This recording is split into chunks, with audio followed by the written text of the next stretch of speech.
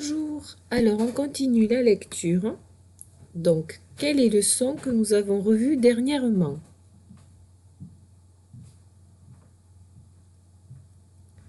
Quelle est la nouvelle façon d'écrire ce son?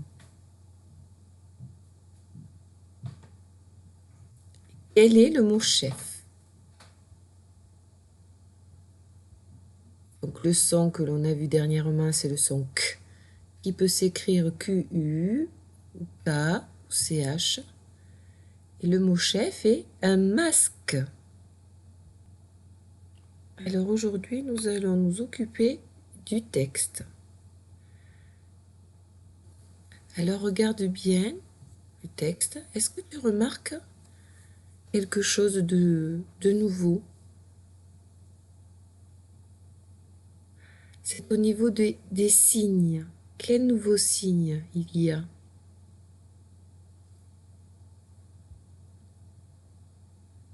Eh bien, il y a ce signe-là. On l'avait déjà vu, mais il y a longtemps. Tu vois, ça s'appelle, je ne sais pas si tu t'en souviens, des guillemets. D'accord? Des guillemets. Et ils servent à montrer que un personnage parle. Et il y a également ce signe-là. C'est un tiret. Alors là aussi, un personnage parle. Alors en fait, ici, on a un personnage qui parle. Et quand on a un tiret, c'est qu'il y a un autre personnage qui répond. Là, on ouvre les guillemets. Ça veut dire que la discussion commence ici. Et là, tu vois, les guillemets sont dans l'autre sens. On dit qu'on ferme les guillemets. La discussion est terminée entre ces deux personnages.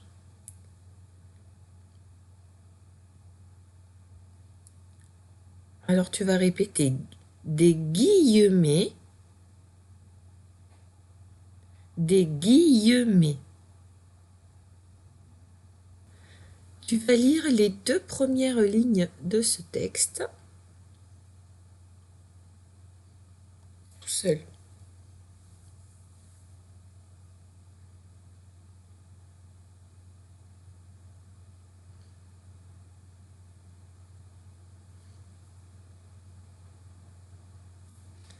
Et tu vas écrire sur ton cahier de brouillon de qui ça parle.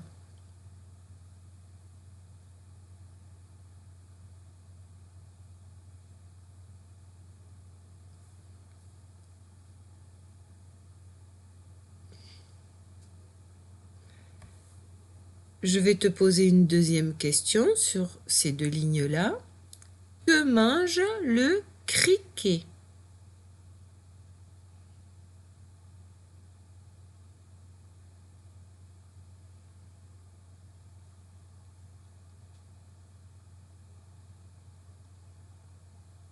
Alors, on va lire maintenant ensemble.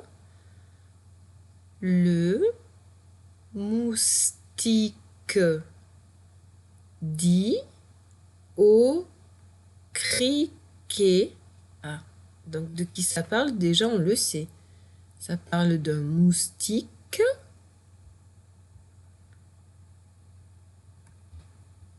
Hop là. Ça parle d'un moustique et d'un criquet. Donc le moustique dit au criquet que, c'est la lettre Q ça, en majuscule, que croques-tu? C'est une question. Hein? Que croques-tu? Là, il y a le tiret pour dire que quelqu'un répond. Je croque des épis de blé, répond le criquet. Donc, que mange le criquet? C'était ma deuxième question. Des épis de blé.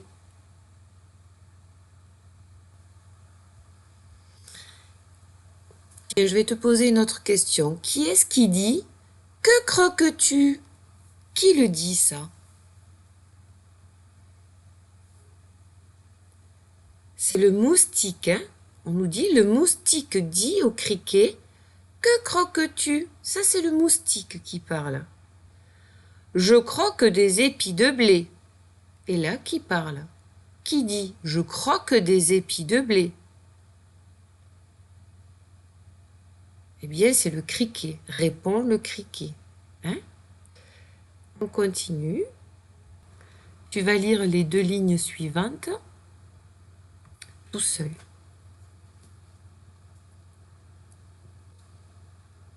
Et je vais te poser la même question que tout à l'heure. De qui ça parle?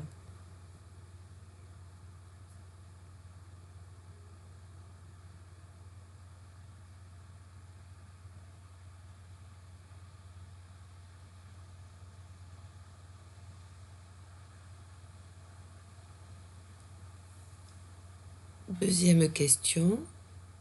Que mange le coq?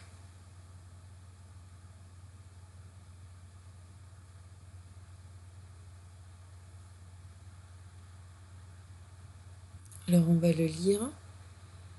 Le canard demande au coq.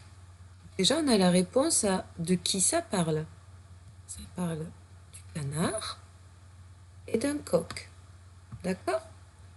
Le canard demande au coq. Ça c'est que. Cavales-tu? Cavales-tu? J'avale des graines, répond le coq. Donc, à la question que mange le coq, eh bien, c'était des graines. Qui dit cavales-tu? C'est le canard, hein? Et qui dit j'avale des graines? C'est le coq. Allez, tu vas lire maintenant les 2 dernières lignes.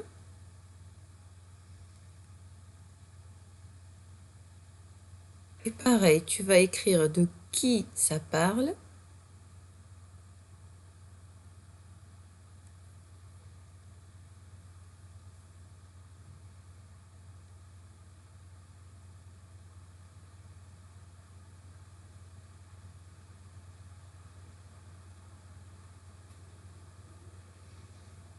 Et tu vas écrire que mange le requin.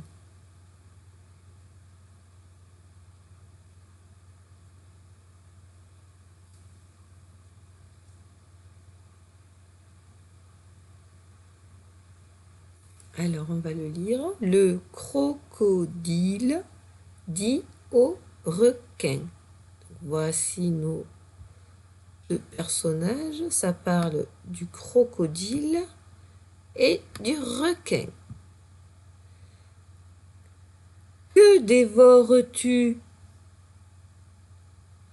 Toi, répond le requin. Donc, que fallait-il répondre quand je vous ai posé la question que mange le requin? Peut-être il y en a qui ont répondu toi, mais c'est qui toi? Il parle à qui le requin? Il répond à qui? Il répond au crocodile, c'est le crocodile qui dit que dévores-tu? Et le requin répond au crocodile, il lui dit toi. Donc que mange le requin? Eh bien il mange le crocodile. Allez, maintenant tu vas chercher des mots qui signifient manger. Dans ce texte-là, il y a plein de mots qui peuvent dire à peu près la même chose que manger.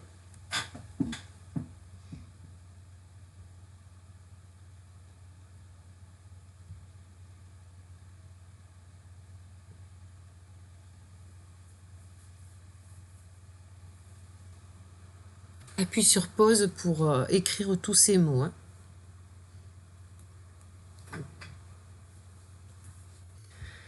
Donc, en le relisant, tu me dis stop quand il y a un mot qui signifie manger. Le moustique dit au criquet que croque. Tu. Ah, j'ai entendu que tu as dit stop. Croque. Je croque. Oui, croque. Des épis de blé, répond le criquet. Je rappelle qu'on cherche des mots qui veulent dire manger. Hein. Le canard demande au coq.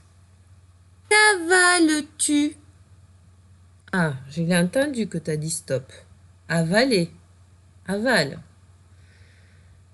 J'avale des graines, répond le coq. Le crocodile dit au requin. Le crocodile dit au requin. Que dévores-tu? Ah oui, il fallait dire stop là. Hein. Dévore. Que dévores-tu? Toi, répond le requin.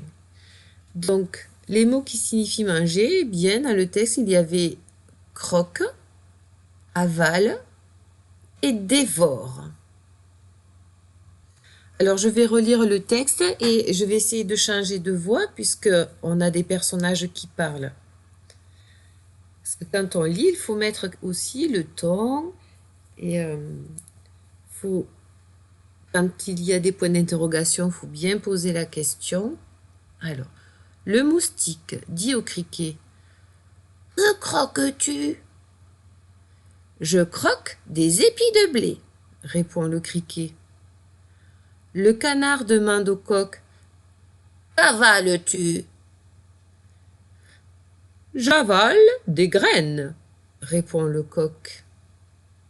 Le crocodile dit au requin. Que dévores-tu? Ah, répond le requin. Alors, on va réviser à nouveau les mots outils. Tu les as vus l'autre jour, on les revoit. Tu vas écrire 5 fois il dit, elle dit. Appuie sur pause. Puis 5 fois que et des.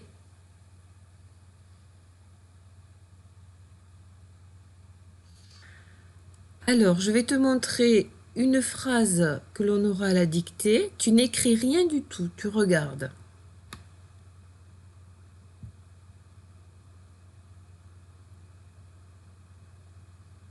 N'écris toujours pas, hein, on va le lire. Ça, c'est un I majuscule. Il a, ça tu sais l'écrire, il a. Un aussi. Joli, aucune difficulté. Hein. J-O-L-I, joli. Anorak, hein. Il faut bien que tu lises ce mot en séparant le A du N. Là, comme ça, le A tout seul, N-O ensemble et R-A-K ensemble. Anorak, ça finit par un K.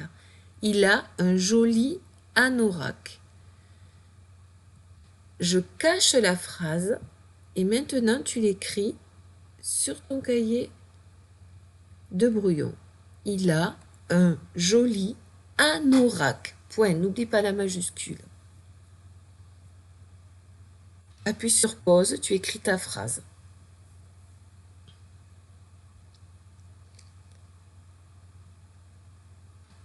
Alors voilà. Tu vas corriger tout seul. Si tu as tout juste, c'est bien, c'est très bien. Si tu as fait des erreurs, tu corriges. Il a un joli anorak. Allez, on va s'occuper de la deuxième phrase. Tu n'écris rien du tout, tu regardes. Ça, c'est la lettre Q majuscule. Alors, tu verras qu'on peut l'écrire de plusieurs façons. Le D, il est muet. Donc ici, il y a écrit quand. Quand, il ne faut pas oublier le U là, hein, le U muet. Quand ira. Le S, il est muet aussi. Bien, regarde ici. On l'avait, le S muet à chaque fois. Croques-tu, avales-tu, dévores-tu. Tu vois, avec le tu, souvent, eh bien, il y a un S là. Donc là aussi, quand iras-tu, on n'oublie pas le S muet, chez, vous l'avez déjà vu, moi. Point d'interrogation parce que c'est une question. Quand iras-tu, et on n'oublie pas le trait d'union ici, hein? Quand iras-tu chez moi? Allez, écris-le maintenant. Pardon. Quand iras-tu chez moi?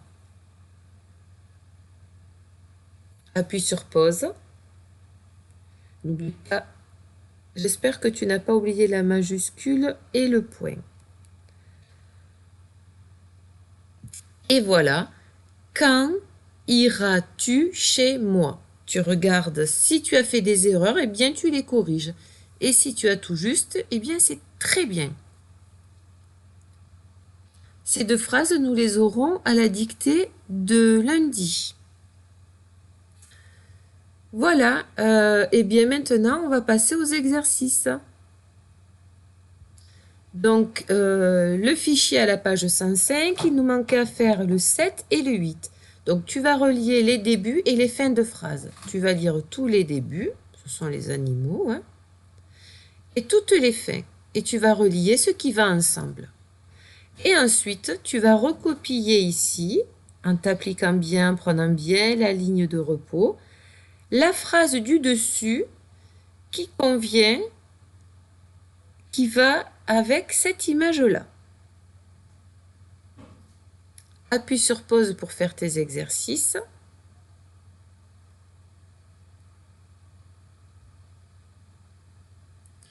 Voilà la correction. Alors, il y avait le moustique. On va lire toute la première colonne. Le moustique, le kangourou, le requin, le koala.